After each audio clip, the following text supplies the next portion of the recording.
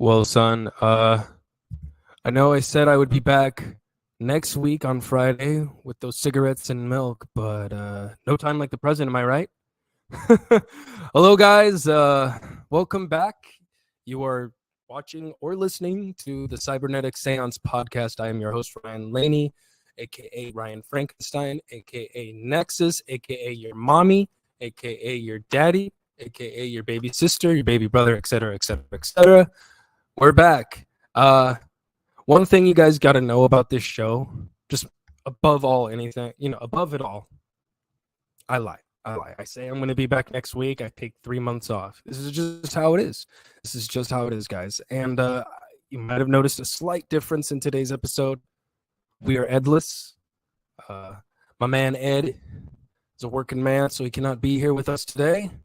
Unlike me, I just thrive and leech off of the government and all of your tax dollars so I can do this really shitty internet show. So that's really cool. I think that's really awesome. Once again, you're listening to the Cybernetic Séance podcast. I am co-hostless, and that's okay. But guys, we have an amazing guest here today. A good friend of mine that I want to say a little bit over 10 years back with. We share our first name. Ladies and gentlemen, Ryan Azel from the band Arkangela. Here's my fake sound machine. Woo, yeah, fuck yeah. Oh, wait a minute. Oh, wait. Yeah! I got my own sound machine, bitch. What's up? You know what? I'm just going to hire you. You're going to be the new co-host. I got you. I'm in. Ed Okay. Who? Ed is dead. I'm just kidding. Ed's dead, baby. Was that Anyway, yeah, no, thank you for having me. Dude, of course, man. Was that a Pulp Fiction reference there at all? By any chance? Honestly, probably a little bit of a Freudian slip there, I guess. That's okay. But yeah. I'm full of those, so don't even worry about it. Well, ladies and gentlemen, we got other Ryan here. No, I'm just kidding. Ryan 1 and Ryan 2. I'll be Ryan 2. Okay, we can both be Ryan 2. There's can another switch Ryan out there that's Ryan 1. Fuck that guy. Yeah, fuck that guy. Anyway, man, tell us a little bit about yourself and what you do. Yeah, well, so I guess in a nutshell, I play music. I mean, that's really reductive. So I'm a music teacher, music producer, and I guess performer. I play with two bands, one called Arkangela, a cover group called Not Topic, and life has a lot of music in it, and it's really, really fun. That's one thing about you, man. Like, I guess I've always been sort of envious of you, even when you were younger, before you've acquired like everything that you have now. Is that you were always doing something musically. You know, with our Frankenstein, I think I would like to be as active at least as I saw you. Back in the day, even. Well, thank you. Yeah, no, of course, man. Talk a little bit about, because you mentioned you were a music teacher. Can you talk a little bit about that? Well, I love teaching music. It's not necessarily like just a thing I do to pay the bills, even though it does do that often. I run a lesson business called Modern Music Mastery, which basically is a lessons program that kind of caters to the performing musician of today that, uses 50% of the convention of like by the book, understanding theory, that, which, and the other, but more from a lens of to use it creatively instead of to, kind of interpret, prior works and focusing on that sort of thing. So often my clients will, start at any different level, on a guitar, vocal, or bass generally, or production. And the idea is we kind of learn music together, and usually the end product of that is them having something at the end of it that they can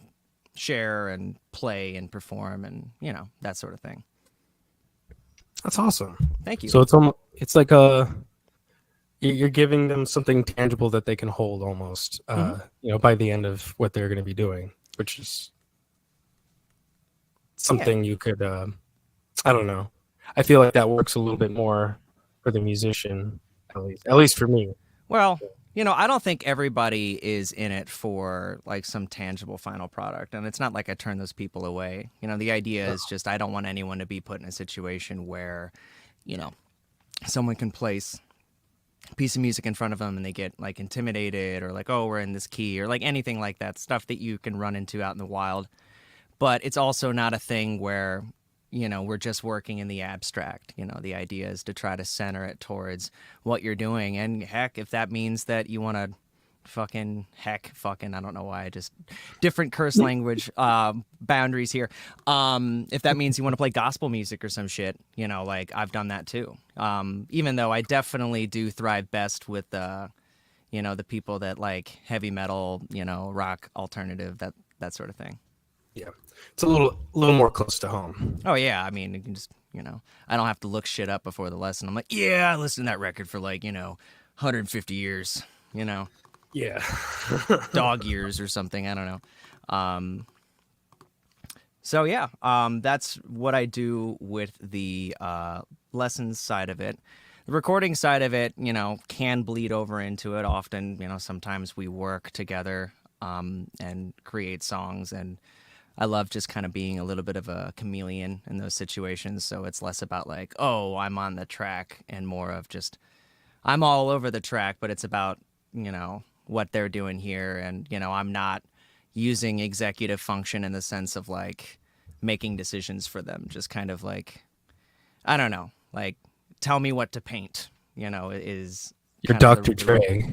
Yeah, that might be a way of looking at it. And I think it's fun. It scratches a different itch than being, your own project and your own musician. And I love that, and I'll always probably continue to do that. But I don't know, it's fun also to, put on it's to me, like, because both you and I, we put so much visual element into our show and everything like that, at least, with our outfits and stage design and that kind of stuff, that I think this is like my way of like dressing up in a different thing. Here's my dog. That's awesome. He's gonna make he's a little brown guy right here. Aww. This is Arnie. He is If you probably guys- looking for food. If you guys are watching back and you see me turn this way constantly, it's because my monitor is this way, so this is how I can see him instead of. But yes, All that right, is no, puppy. stop hogging all the attention, man. This is the Ryan show, not the Arnie I want to get show. that interview. Yeah, this, we're gonna start we should start our own separate podcast. It'll be Ryan on Ryan, and it can imply whatever you think it can imply. Be like Ryan squared, or no, Ooh. I like your idea better. Ryan on Ryan. Yeah, I like that. Oh, well, I want to get that puppy interview next time around. So it's I'll get you in touch with his management. okay. Oh shit, man, we got a couple of guys to go through. Yeah, My he guys will doesn't- talk to his guys, and He doesn't bork around, man. He's all about it. well, when did you get started? When did you get? Goddamn English. What is that? When did you get started teaching? Well, if I'm being totally honest, I first started giving guitar lessons to like girls I liked when I was probably like 12 or something like that. Like that, I always jokingly said that when I first started playing guitar, I'm like, I'm hopelessly awkward. So like, this is my only hope and like my one all eggs in one basket thing. So like, Okay. oh, do you want guitar lessons? And like, it wouldn't ever really work like that. And I found out Beethoven did the same shit, and he was kind of like a pathetic weirdo for that. Anyway, hey, I learned a little bit more about that later. But It's a musician thing, and it's Yeah. natural and it's okay. But putting, yourself in that situation when you're young and you don't really know what's going on, to try to explain this thing, I do think that I learned that I had a little bit of a knack for explaining things in abstract ways, kind of playing with metaphors and, painting a picture with these sorts of things. The Are You Smarter Than a Fifth Grader show was pretty popular, and kind of seeing the discrepancy between like how intellect can be like parlayed at different levels. Like you can kind of explain something complicated in a simple fashion, and like how important and fundamental that is. So I guess the technical answer is I started giving my first music lessons like around 12 or 13, but I didn't know what the hell I was doing. I started formally doing it as my folk, I don't want to say full gig because it's not the only thing I do, but the main breadwinner probably about 6 years ago. And it's been just really, really awesome. That's amazing, man. Thank you. That's incredible. I do want to ask you about the big one because I'm not sure, but a lot of the people viewing this or listening probably know you because of your musical project. I want to talk about the the covers one later, Sure. So we'll get that to a little later. But can you tell me a little bit about Arkangela? Sure. So Arkangela is a musical project that I've been working with for about longer than I like to admit, probably around like, I don't know, like 2012 or so. And the idea of the band largely centers around duality and kind of observing things as this like how often we look at things in like a diametric opposition, I guess. So, whether that's true or not, love and hate, sinners and saints, good and evil, like we have these really hard, stark contrasts between things. But in practice, we don't really see that that's how it works in the real world. So it's kind of one of those things where the music is supposed to try to take the edge of, maybe the, like super heavy, visceral stuff, but also like the melody and the composition, and kind of force them together. And throughout time, trying to, the mission of the band, hopefully, is to create some form of contrast where it keeps getting heavier and also lighter at the same time, to where it just kind of goes into madness. We're not quite there yet, though, but that is the main idea of the band.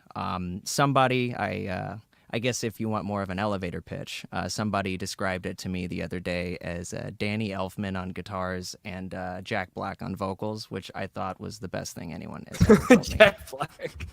Okay. Yeah. So I don't know if I would ever match up to JB, but I'm going to try.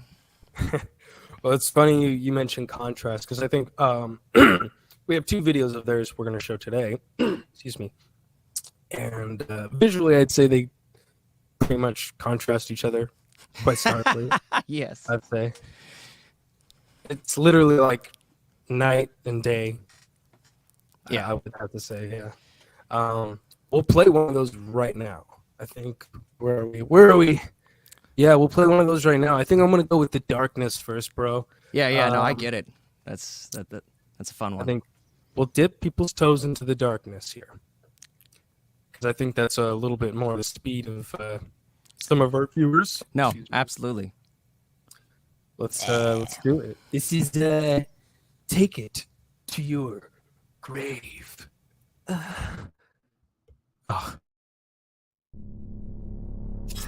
strategic war against our minds.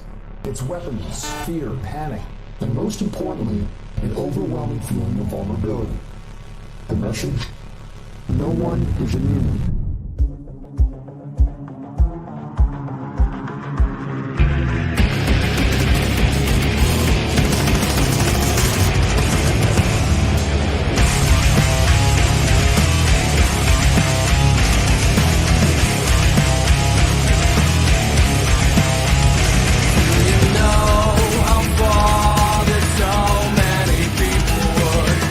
Just to prove that they are not crazy.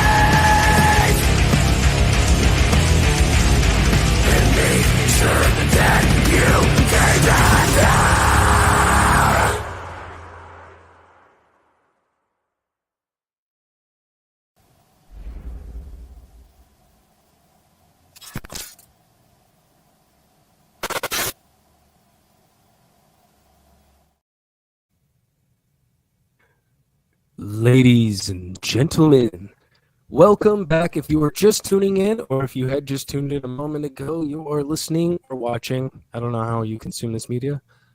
You are listening to or watching the Cybernetic Séance podcast. My host this week is good old Ryan from, I'm like turning this way as if you are right next to me. And it's not even correct to like where your screen is. So I'm just going to.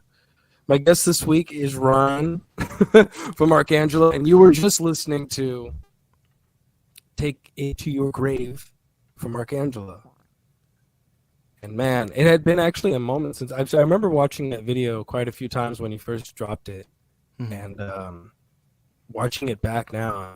I mean, obviously the endless brigade is always relevant. So I think that's really cool that this video can still stand. How old is this video? I was gonna stand the test of time as this. So it's kind of interesting with this song because it's older than the video. I'll get to that in a second. I think this video was filmed in 2019. You can even see some of the newspaper clippings that was on there. I believe that's when it came out. It was 2019. All right. The first time we had ever recorded a music video for this song, though, I believe was in like 2017. So this was like the lead single for this record that we were working on. And unfortunately, we had in the middle of making the album, we had a huge like falling out and like a lineup change we kind of had to recover from. So it was a situation where this was actually the second time that we had recorded a music video for the song using a lot of the same ideas. So the whole thing is that even now, I would say it's worse than it was then, and not without trying to jump in and talk political the whole time. I think it's frustrating because I remember being in the mindset going like, wow, all of this shit is so ridiculous back then, and now I'm like, it's even more fucking ridiculous. So yeah, hopefully I guess the positive spin is that it stays maybe timeless for as long as they keep doing that, I guess. Would you say so? Upon like watching it now, I guess you'd say that the individual that's depicted in this video is sort of like they're a result of this, or they're experiencing this psychosis, sort of, because of all this information and all of this, political turmoil, well, for lack of better words. So it's I believe my interpretation of it is that it's supposed to kind of be a little bit ambiguous. We intentionally use like visual elements that we don't complete in terms of trying to fully connect or explain, because sometimes it can say a little bit more on just what people think or kind of deduce. But what I believe her character, she is supposed to be like, this is in her mind, right? Is she's trying to figure out what the answer is in all the chaos, and basically the only thing that she or anyone, because this is all of us, can do is kind of just receive the information, quote unquote, that's given to us, that's available to us, and try to draw our own conclusions, so to speak, or like come to terms, come to grips, when in reality, these, and it's much bigger than just like Democratic and Republican Party, but like, you have these two like dualistic forces that are kind of fighting to win control of this space, if that makes sense. 100%, yeah. And she's totally separate from that, like trying to just actually reason with whatever she actually really thinks. So it's supposed to kind of demonstrate the fact that I would say that, political,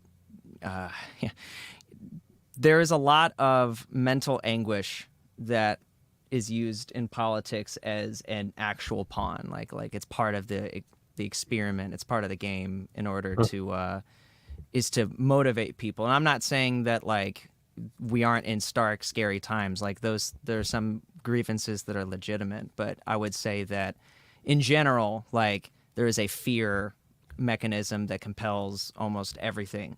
And that type of thinking, and it's getting worse and worse, and it causes more and more people to act irrationally. And the hook of the song, if you'd kill for an idea you claim you're defending, take it to your grave, like really the best thing that we can do in this situation is, while everyone's beating their chest and claiming that they're righteous and they have the word of God or whatever, is, if you want to hurt someone in the name of that belief, just fuck off.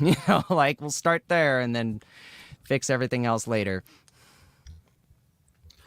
Yeah, I guess that's what the best part about you, I guess you were saying, not completing the metaphors that were in the video. It allows, well, for one, it doesn't allow, it doesn't niche your video as like, oh, this is just about politics, because it could be about anything, like you mentioned, the two dueling sides, and that, I think a lot of people can interpret that in different ways. And this is a political podcast now, guys, by the way, so we're only talking. Let's go. Let's go. I'm going to say, since my throat is starting to fade here, I'm going to start sounding like Joe Rogan. Give me some time, and we're going to start having those conversations. Uh-oh. But no, it's really insightful. Like, especially at the time when the video came out, did you face any sort of backlash online in any way? I mean, there was definitely some people that, weren't like pleased, or, they, I honestly, one thing that surprised us was that because of the ambiguity, there was this, everyone thought we were like pitching to their side. So, when we're doing, like, cause a lot of artists, indie artists will run Facebook ads to, just get new people to see your stuff. Right.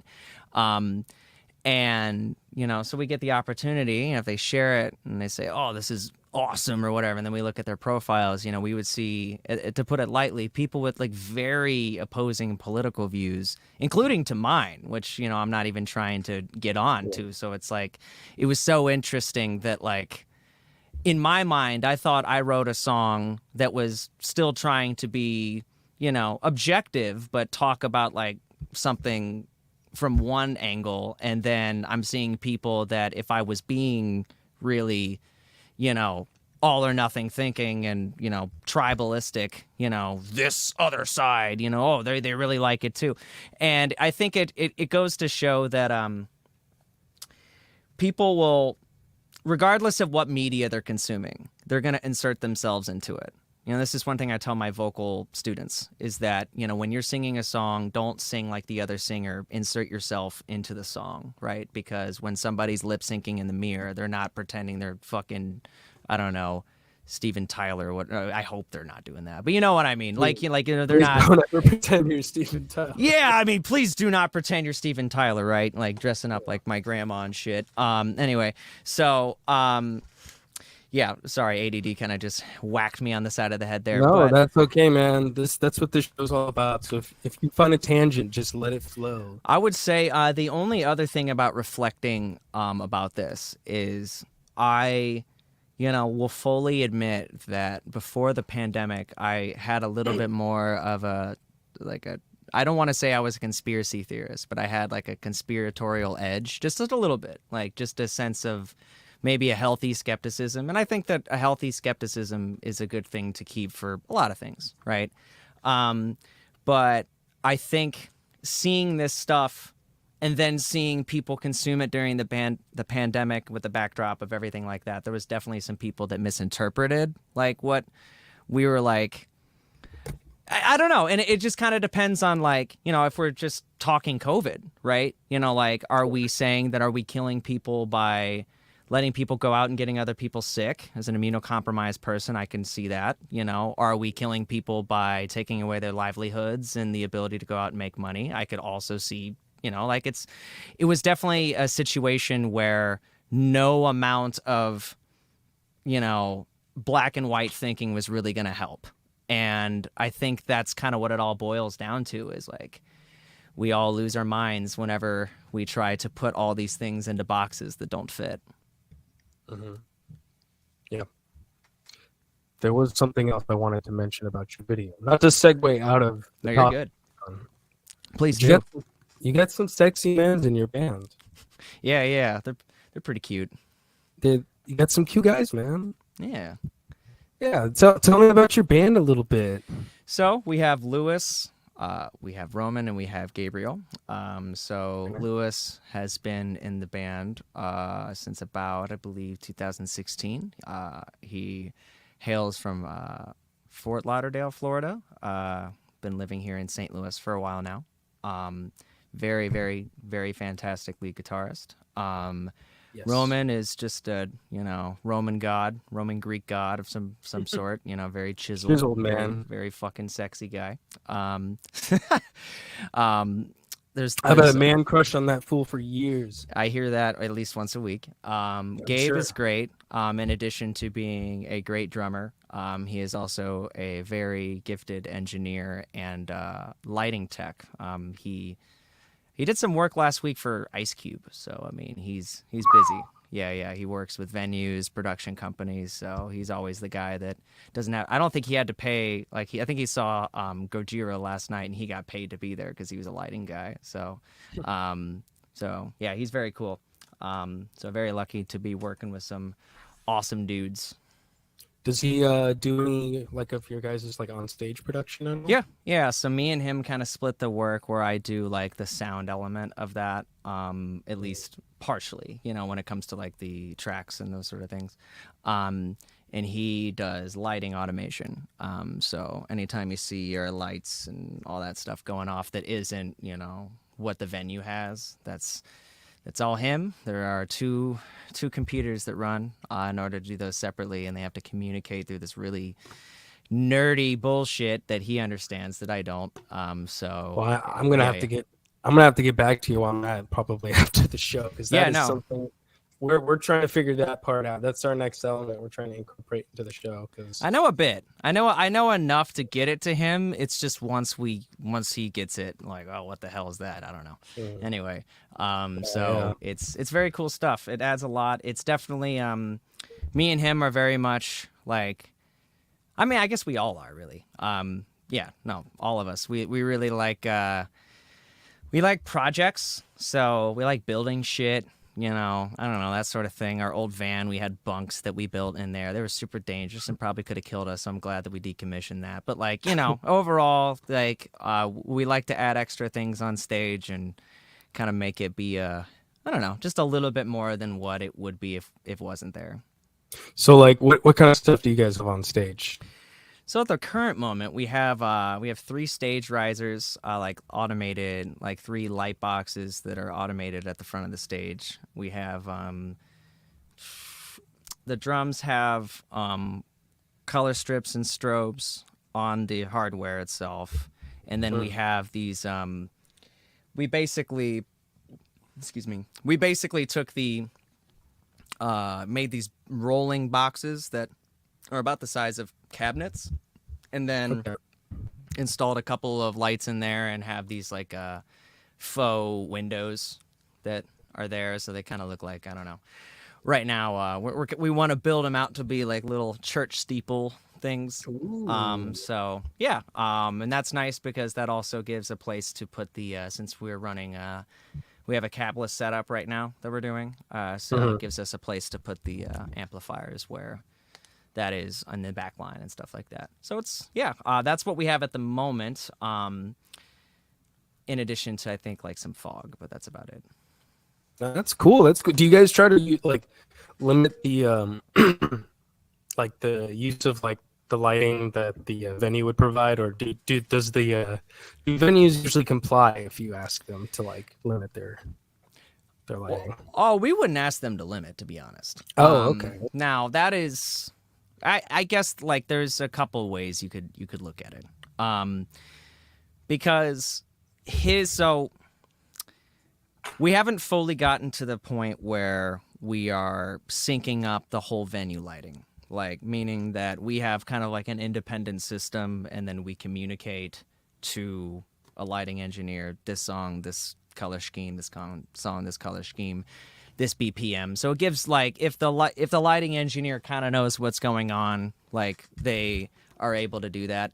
Otherwise, if it's a situation where the sound guy is like, we're playing some like, I don't know, dive or something, in some random city, and the sound guy's got like, I don't know, fuck it, like sound reactive, like just turn that shit on, just fuck us up as much as you can, and then we'll fuck it up a little bit more. In Alabama, when we played in Birmingham on the last tour, we literally tripped the breaker for this venue 3 fucking times. And during one song, like, so there was just so much strobe and bullshit that it just tripped the breaker. And the only thing that was coming through was the fucking vocals, of course, right? So I had to keep the song going while the rest of the band was just kind of hitting shit. I mean, drums obviously were coming through, but you can't turn those shits down no matter what you do. No. Anyway. Was this, you said this was in Alabama? Mm-hmm. Was this on, like, your first tour that you guys did? Because I think I remember. This was actually the latest one. Oh, okay. How long ago was your guys' last tour? So that was wrapped it up at the beginning of June, and then we decided to take just a little bit of a break because we were trying to get the rest of the files sent off, which we have some new music we just sent off recently. So working on that now, or it is sent off. So we're just kind of waiting on that now. Very nice. Yeah. So really exciting. Yeah, I'm excited to hear that, man. Oh man, I still am very much in love with your first project you guys put out. Oh, Limbo? Yeah. Yeah, Limbo's fun. Yeah. I still jam to some of those songs, man. I can't, like, especially the last 2 songs, the heart-wrenching ones. Oh yeah, So Below and Final Moment. I will not lie. There have been moments the past few years where maybe I have gotten a little intoxicated, shed a tear or 2 to those songs. Just been like, in my feelings, whatever the circumstance was, having my emo boy moment. Just vibing out. You know what, man? I respect that, and I think honestly, Limbo is kind of I guess I'm telling on myself a little bit here, but of course, Limbo introducing the idea of like juxtaposing 2 sides, and like now you're stuck between heaven and hell or something like that. Like, I mean, 16-year-old me thought that was really deep, but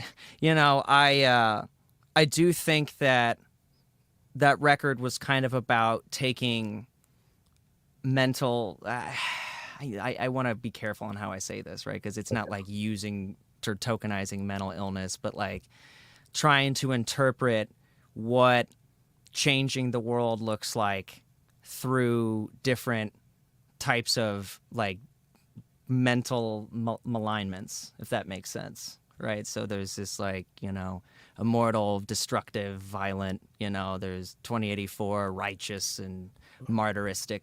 Trying to kill, like basically be a Christ-like figure and save the world, and it kind of being slightly narcissistic in that regard, but also trying to rewrite a story. Limbo, just basically about title track. To be honest, that was a little bit more about personal shit, and it just was called Limbo, but it was fun. Anyway, I don't know.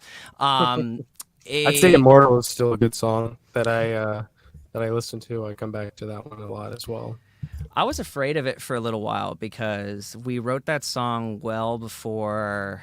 Listen, like, school shootings have been going on for a long time, but unfortunately, I think that when the song was originally written, there was maybe about what we would consider to be like 4 or 5 notable ones. Like Virginia Tech would still be mentioned, everyone knew of Columbine, of course, because that was like the big one at the time. But, when talking about it now, so many have happened since that it's like, Uvalde, you have all these others. Like I think the only thing that I wish I could clarify a little bit more in that song was like there was an element of like sympathy for the devil, but I think the main point I was trying to make is that people will use violence as a way to try to create a like terrorism in a way is to be remembered and to prove a point and to try to like do something, in this maligned plight, and I think it's devolved so much that now it's just like, it's almost a trope now. And I feel like commenting on it is a little different now than it was then. And we performed it for the first time in a while on this last tour, just because, it had been a while. And I don't know, mentally, it wasn't like I was too like PC for the track or anything like that, but I was overall, I just wanted to make sure that it wasn't like, oh yeah, well, what about what, Eric Columbine thought? Like, everyone nice to, because fuck those guys. Like, once again, take it to your grave. It was kind of supposed to be an update on that take, Yeah. But no, I do like the song. It's I think it is important to remember to be I think part of the joke when we were writing that song was that really like, and Dane Cook is a mess too, but like he had this joke about like if somebody really fucking scares you at work, right? Just give him a Snickers, and like once he flips the fuck out and loses his shit, he'd be like, "Hey, thanks for the Snickers," and just keep going crazy. So it was a little bit of a dark joke that motivated that, but I think dark jokes are good. Yeah.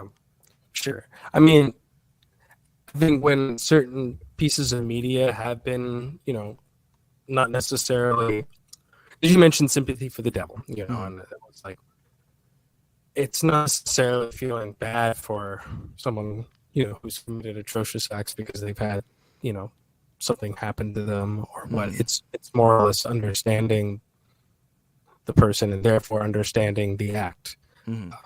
Like, I remember, I'm gonna put my fucking edgelord face paint on right now, but I remember when Joker came out. Fun fact, kids, I was working at a movie theater when that came out, and I remember a lot of the precautions that we had to take during that time, because a lot of them, at the time, the media was perpetuating this narrative that there was going to be violence at any of the screenings for the Joker, and that was mostly because of the Batman screening that happened quite a few years prior, where there was unfortunately a shooting in the theater where I don't even think the guy called himself the Joker. I think he just had like dyed hair, but don't quote me on that. I don't know that for sure. But the at the time, I remember that narrative was being spun, and then seeing people get out of the movie theater talking about it, they would say, "Oh, that movie wasn't promoting that at all. It was sort of like I'm trying to find the right word for it. Like a cathartic way of like understanding it. I haven't even watched the movie in a while, so if I'm being completely honest, I might be misinterpreting it. But at the time, I think a lot of people were coming out of that theater realizing, oh, this doesn't promote violence at all.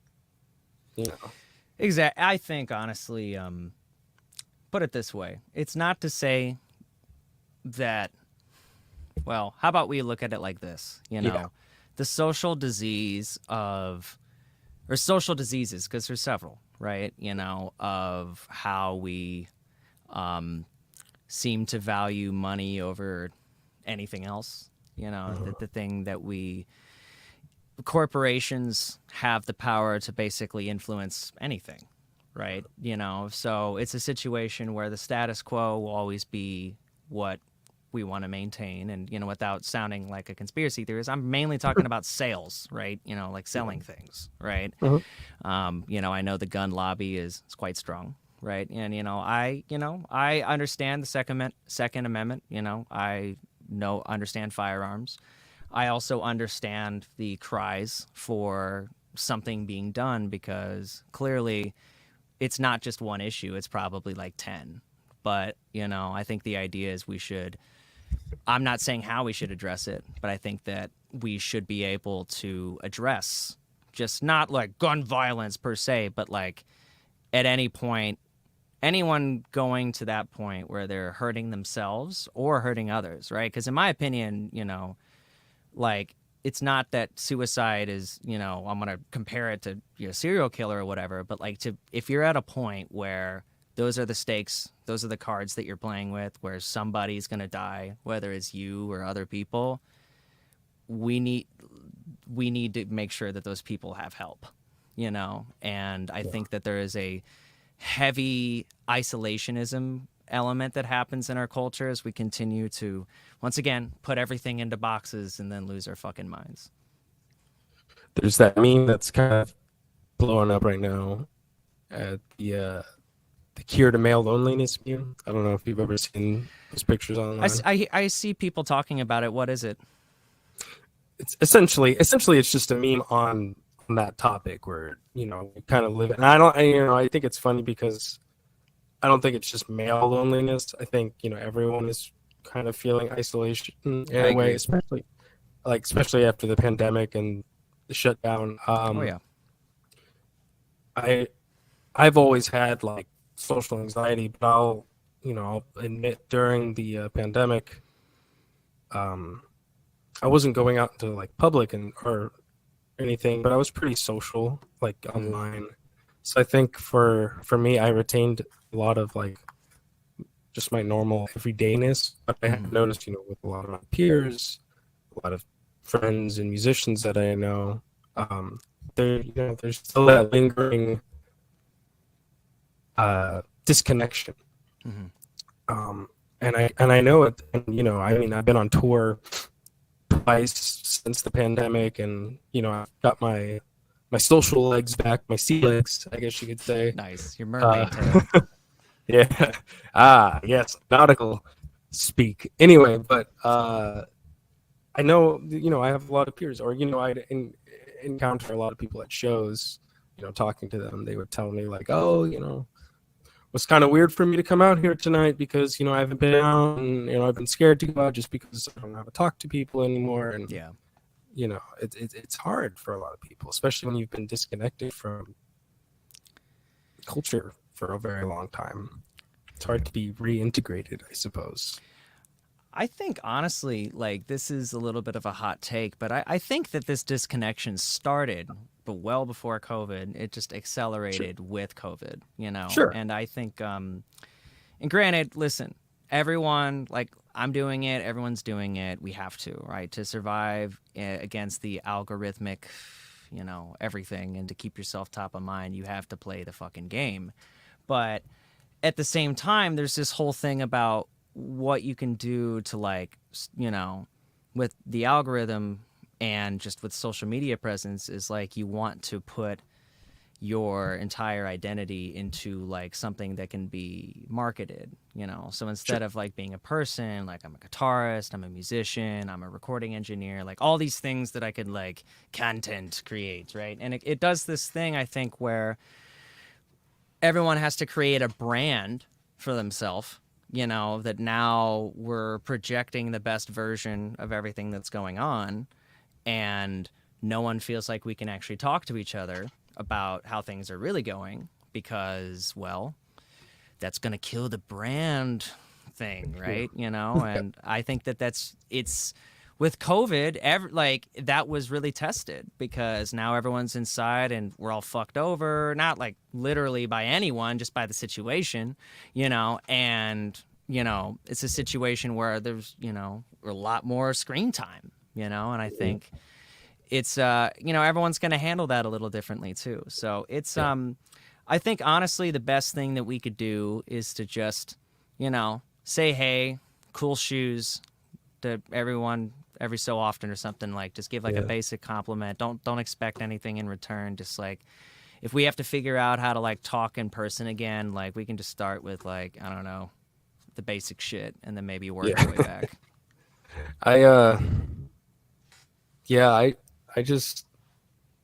I've always said like stupid shit and stuff to people, like commenting on shirts or stuff like that. So it was never like easy for me to be social again. But to be fair, I had a bit of you know, especially going back into doing shows again, I'm wearing a mask, I'm wearing this whole costume now. It was a little easy for me to feel social just because I'm all covered up, you know, and I'm projecting a different part of myself. I guess I felt less naked. Yeah. And that has, you know, that I'm sure that has to do with a lot of different things, but like, not to sound like a fucking jock, but I noticed, like you mentioned before the pandemic, you know, I had a lot of friends who play a lot of video games, who have a whole, you know, have a hard time communicating with people outside, you know, in the real world, I guess you could say. Yeah. And I never really played video games, and I noticed there was that weird, like I said, I'm just like a fucking jock right now. Like, fucking nerd, you play video games, you don't have fucking social skills, is really what I'm trying to say here. But like, not that. That's not what I mean. But like, I would notice pre-pandemic that I would have a little easier time talking to people as opposed to maybe some of my peers that, you know, played video games a lot more often. And then post-pandemic, where everything's accelerated, sort of gotten, I don't know. I'm trying to like think of a right way to word this right now without sounding like a fucking bully. This is gonna get cut and then misinterpreted the wrong way, but that's okay. I just noticed that maybe it's because video games have never been quite an interest for me, so I never spent a lot of time playing video games. But I noticed like post-pandemic, a lot of my friends who played video games a lot, that's all they did during the pandemic was play video games. Coming back out into society, I suppose, was harder for them. Yeah, and I think that, to me, I think it's the other way around, where like, so video games, like I played a lot of games growing up. Like that was before music and music production really kind of took front center stage. I did a lot. You know, I didn't have a lot of friends growing up, so it was one of those things that it gave me like immediate access to people that weren't just, you know, at school or anything like that, right? Video games is a great way to make, you know, regular friendships with people, and often what that kind of is like it turns into the cyclical thing where like if you make friends on a video game and then you all have this giant Discord server, therefore you guys are like hanging out all day every day, you know, in the server while you're playing games, and technically all of your immediate survival needs are being met. You're fed, you're not thirsty, I don't know, maybe you're partying a little bit, your brain's going all work crazy and shit, and you're making jokes with your friends. So like I can see how getting caught in that, it can be very like alluring, right? But obviously it does take, you can also do that with anything. Like I feel like people often do that with like Netflix or streaming shows, you know. And it's not much different to me. Like the video game part is just the only thing maybe different is the fact that there's these communities that people generally build that maybe keep them there longer than just you watching a show. But I know what you mean though. I also think that video games also offers this like, so this is true with any social media, because in a way video game communities are like social media in a way, where if you can meet people and continue contact with them, of course, it gives you the opportunity to deliver a different impression.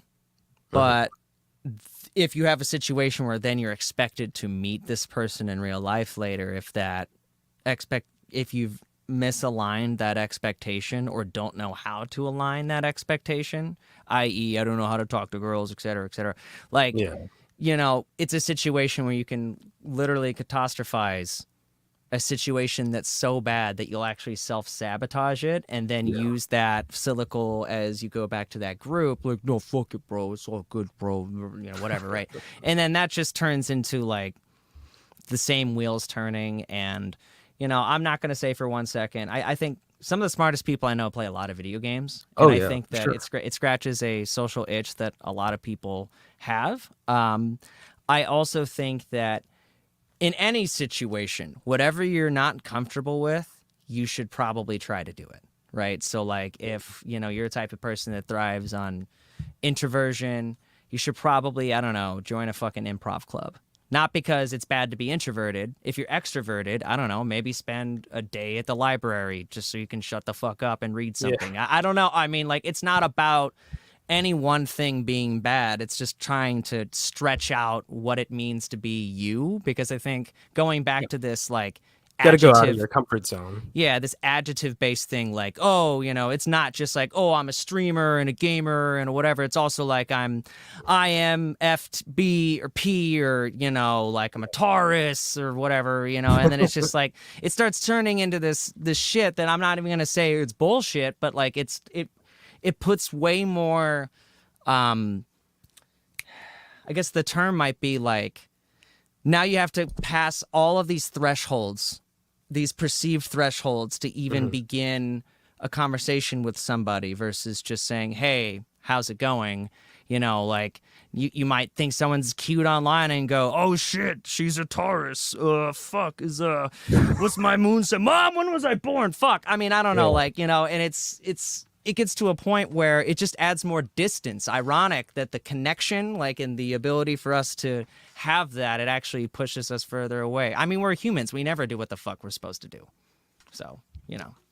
It's ingrained in our DNA. But there was one thing I want to mention here, because I didn't realize the how deep and how long we've gotten to this conversation here. I want to play another one of your songs. Yeah, maybe. We forgot. We're not just a social and political podcast. We also do music. So I want. we talked about contrast earlier. Let's go back to that. Contrast. The first Arkangela video, dark. The second one here. Yeah, we need a lighter note actually right now. Just I think yeah, we got a palate cleanser. All right, guys. C'est la vie. Arkangela, enjoy.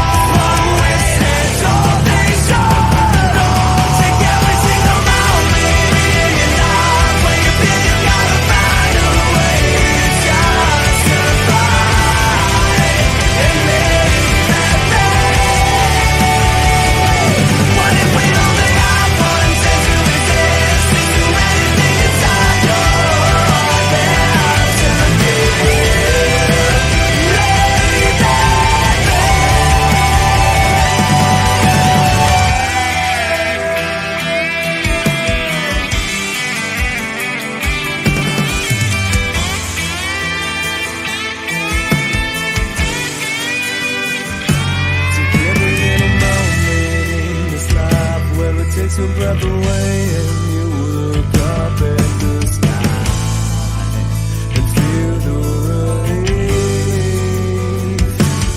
Live in the moment, here right now, because the beauty of this life is time runs out. Say love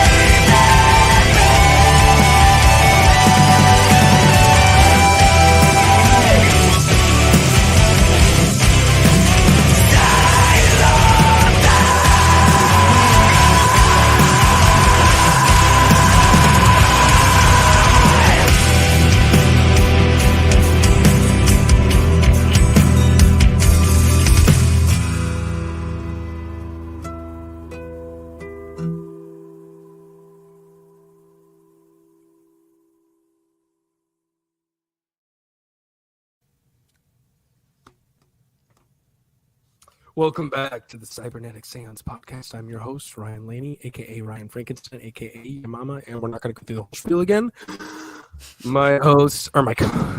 My guest today is Ryan. I'm going to do the right side. Ryan Azel of Arkangela, and that was just C'est la vie from Arkangela, man. Tell me about the shoot for that, bro. So that was fun. The whole thing is that we had to get the sunrise. And we had about an hour to shoot. This was at Roman's parents' house, kind of not deep in Illinois, but we live in Missouri, so going to Illinois at all is kind of a drive. So I think we had to wake up at 2:30 or something like that in the morning, get all our shit together, bring all of our fucking gear in the middle of this field. That apparently somebody was going to be mowing that day, so we had one day, so everything had to happen in this exact amount of time. We filmed it with our friend Spencer Peck, and basically it was just playing in a field with there's some things to interpret with it, but overall it was I remember it was the first time I had the white monster in a long time, and now every time I see that video I just think of white monster, and that's such a weird no one else is gonna see it like that, so there you go. The shoot was definitely, I don't want to say it wasn't my favorite, but I don't like waking up that early. That sucked. Yeah. Any ticks in that field? Probably. Thankfully I wore long pants and long socks, so we were good. That's the only thing I was able to think about when I was watching that video. I was like, God, there's probably a lot of bugs in there, right? Yeah, and our drummer, he can't get a tick bite for sure. So, we definitely glad that didn't happen. Good thing you guys are in a rock band and no one wears fucking shorts. Honestly, shorts should be illegal. Whoa. At least be rash. for rock Don't bands. Okay. And dad hats while we're there. Okay. No, shorts and dad hats, is that so we're just kind of generalizing that just for hardcore? Listen, I'm just playing around, but I I saw a band recently that had more round bill dad hat on than head without dad bill hat on, and I do personally find that to be a little egregious. I think one who's the hat guy? One guy. We get one hat per band. That's a policy. What if it's the lead singer? It can't be. It's not allowed. And if it is, then we I don't know. Like that to me is just phoning it in. But yeah, I don't know. Like you put on a hat, it's like I'm ready. All right, okay. Fuck. Like, you know, I that's respect to you. My brain would not let me do that. What's your but who knows? policy I'm on gonna like do it eventually. pre-show, like the pre-show attire? Because like for me, the last two tours, not so much the last one because we toured in the cold ass winter right by the Canadian border, but like last summer tour I did last year, we all, you know, I was rolling up in shorts, like short shorts, and like Yeah. No, listen. Off stage, listen. You could dress in a fucking hammock for all I care. Like, you know, like I have, you know, some Not Topic merch right here that literally contradicts everything I'm saying. But on stage, Hey. though, that's a different. That's a different. I rock my Bussy shirt, or Bucky Yeah. shirt, excuse me. Yeah. But But on the topic of Freudian slips. Yeah, Bucky's is life. Yeah. We do like that. Yeah. But yeah, it was a fun shoot. Absolutely. Fuck yeah.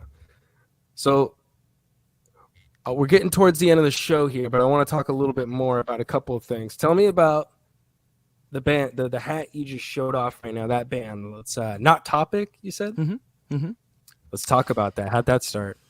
So, essentially, a friend of mine, his name's Stacy, let me in on an opportunity where some people in my area were wanting to get together and do some, you know, alternative music, you know, kind of cover that niche of, you know, Guitar Hero meets like, I don't know, MySpace era type shit, you know. And essentially it kind of turned into an idea that, you know, we're still developing out, where we kind of basically just do the like try to be the cover band, everyone's like weird kid favorite cover band. So it can still appeal into the you know, somewhat of the general public, but like I don't know how many bands are playing like AFI and that kind of stuff in their cover sets. So you know. How new are you going, or where's the cutoff? I mean, I try not to do a super hard cutoff if the band is kind of part of that demographic. I would say, you know, there's not much post 2015 on there at the moment. Okay. And quite a bit. Some of it's quite a bit earlier than that. So no, like, let me think. Like, no Pierce the Veil, no Motionless in White. There is one Pierce the Veil track Okay. that I believe came out in 2010, 11. What song? Bro, it's King for a Day. Come on. Oh, Like, come fuck on. yeah. You know it. It's, like, it's got to be, bro. That's like, all right. No Motionless currently. We do kind of see them more as like a current trailblazer, right? So Yeah. you know, it might be misinterpreted a little bit. Like our whole thing is to try to, I don't know, repackage that old version of it. And as much as I love like When Love Met Destruction and would love to do, I don't know, something from Creatures, we're also not necessarily trying to do the hardcore band or the post-hardcore thing. So like kind of playing, because, you know, we play different places, you know, that sometimes like are at restaurants and shit. So like what's really nice about this gig is that it gets me into all the venues that were blocked off to Arkangela. Because, you know, original music obviously is a totally different market. So yeah, so far it's fun.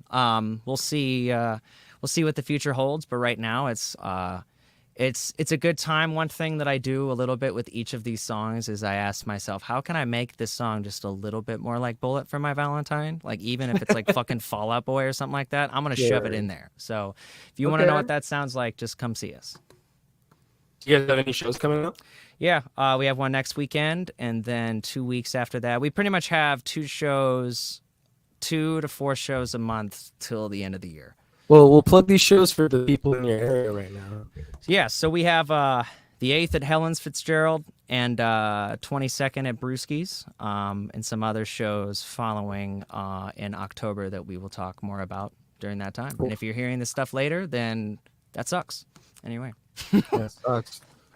That's most of my subscribers list. They find the video a couple of months later. It just wanders onto their homepage, and they're like, "Oh yeah, I forgot about this band. Oh, they do a podcast." Nice. Hey man, But you guys kill it. is there anything coming out for Arkangela?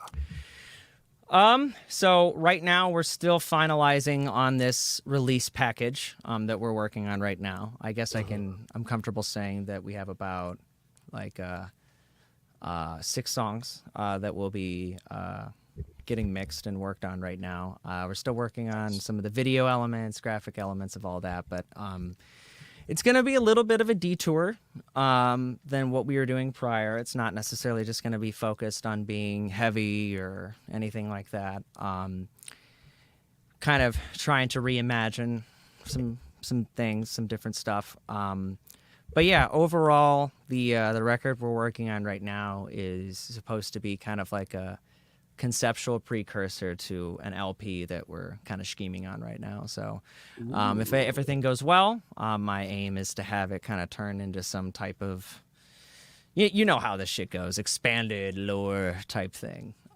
So looking Believe forward to me. that.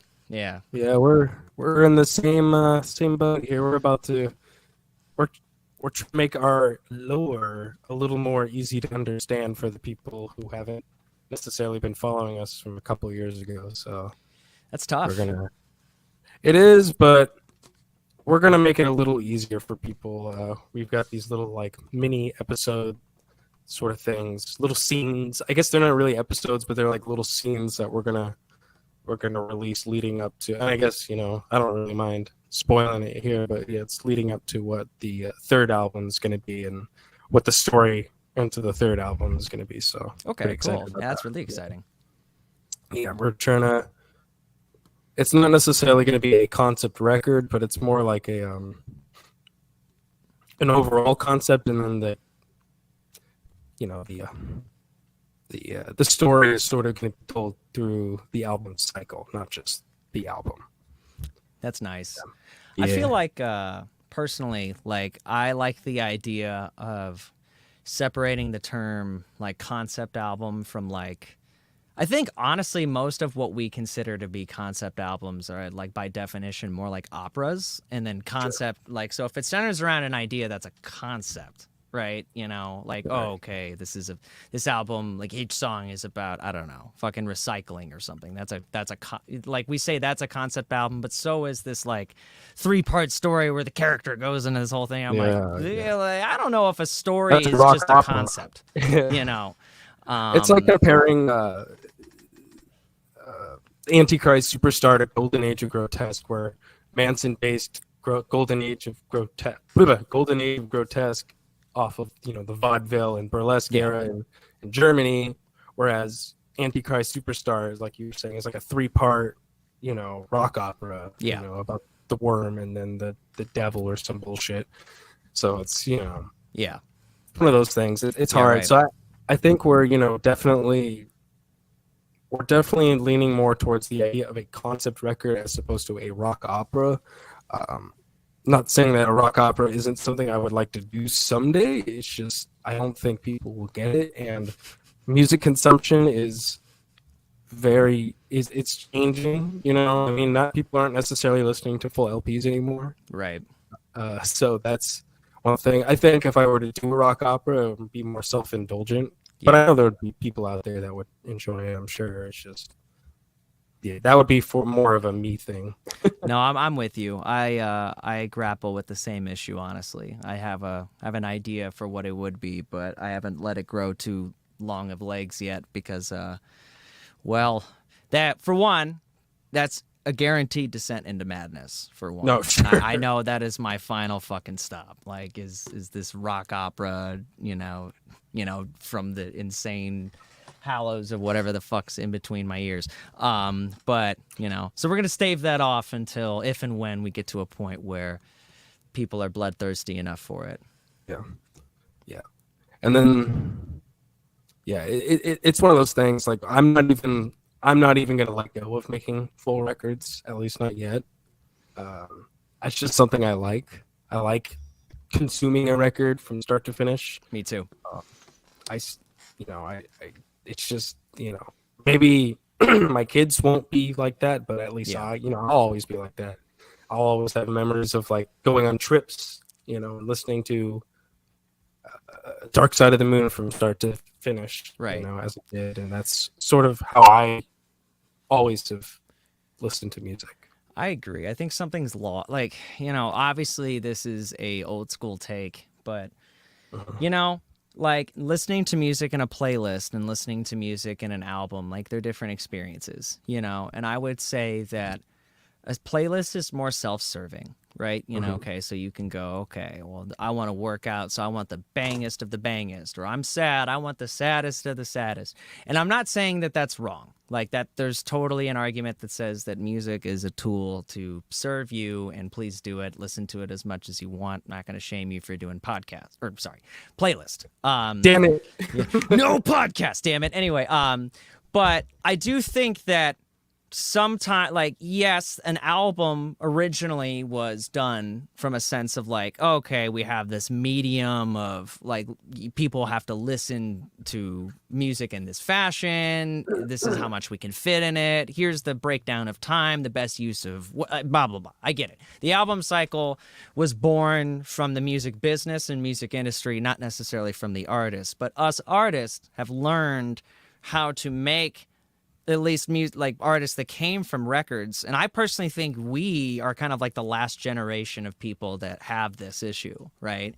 So old people have been complaining about this for a while, but like, you know, we're not old at all, right? Fuck them. Anyway, since we have such, you know, intimate connections with full albums, and you can kind of follow the trajectory of what the artist was saying at that time or thinking at that time. And I don't know. I mean, I think you miss so much. If you hear just a single on an album, to me, you're barely actually like understanding where it sits in the context of everything else. Now, some artists abuse that with filler tracks, and therefore I can kind of understand, like, you know, maybe the record was made less significant by artists trying to write pop songs like the single format and then just fill the record with some bullshit, you know, that was some B-sides. Like, it really depends on the artist. I do think it could come back, though. I think it could go the other direction, too. You know, I see other pop artists, like, they do a thing where they release singles for, like, 4 years, and then they come out with, like, a 30-track LP. So, I mean, I don't know. Like I like that. That's cool. Fuck yeah. 30-track LP. I'm into that. Fuck it. Yeah. There's one record I really, really like, because kind of on the topic of a concept record, was he's a newer artist touring with Avenged Sevenfold right now. I know he's popular on TikTok, but I actually got off my ass and gave Kim Dracula a try, and I was thoroughly surprised with the new record. It was actually something that gripped me from start to finish. I'm not sure if you're familiar with artist at all. Kim Drac's dope. Yeah, I've heard a couple songs. I have not listened to the LP yet, but there's definitely some exciting stuff coming out of that. It's cool. I heard a lot of Faith No More and Mr. Bungle out of it, surprisingly. There's definitely like the erratic, like I consider Bungle to be like, there's like this erratic light switch kind of sound that, you know, seems to kind of happen with that, where like we're switching moods and vibes really quickly. And I could definitely hear that there. There's some of that like funk, kind of like metal Yeah, going on here and there. I was like, ooh, okay. we do like that. I do fucks with that. And I do like anybody who tips their hat to Mike Patton, because Mike Patton is Jesus Christ in this household. At least Yeah, he's got a great voice. Yeah, fuck yeah. Well, Ryan, we're looking like we're up on time here, brother. All right. I want to thank According you to for my being on the watch, show. we're out of time. No, that's an hourglass. It's stupid. Anyway, yeah, man. Thank you so much for having me. Yeah, thanks for coming out to my. I'm gonna do this joke every time on the show until it's done into the dirt. But thank you for coming to my studio here in Hollywood. You came all the way here, man. It's Yeah, been, dude. I was a fucking, like, I took my unicycle, man. It took, like, my legs are just cake now, dude. Crazy. When you say unicycle, I think of bicycle. When I think of bicycle, I think of Paul Rubin. Rest in peace, Paul Rubin. I know I'm a couple weeks late on that, but just thought of Pee Wee there for a moment, and I feel a little sad. There you A go. bit of sadness. But thank you, Ryan, man, for coming on the show. Thank you for plugging your projects. Thanks for listening. Before I go, because I can't speak today, apparently. Apparently, anytime I do, I open up my computer and put a camera in front of my face, I lose the ability to speak. But where can people find you and your projects? Yeah, you can find us at arkangela.com, not topic.band, B-A-N-D. There's no .com there. And on every single social media there is. Ryan.azel.music with a K. Yeah. Thank you, Ryan. Once again, you're watching the Cybernetic Séance podcast. I'm your host, Ryan Laney. I'm not going to go through the whole spiel again of names. So, thanks for watching, guys. And until next time, I'm not going to make any promises for you this time, kid. See you in 4 years. See you in 4 years, son. I'm going to go get some milk. Bye.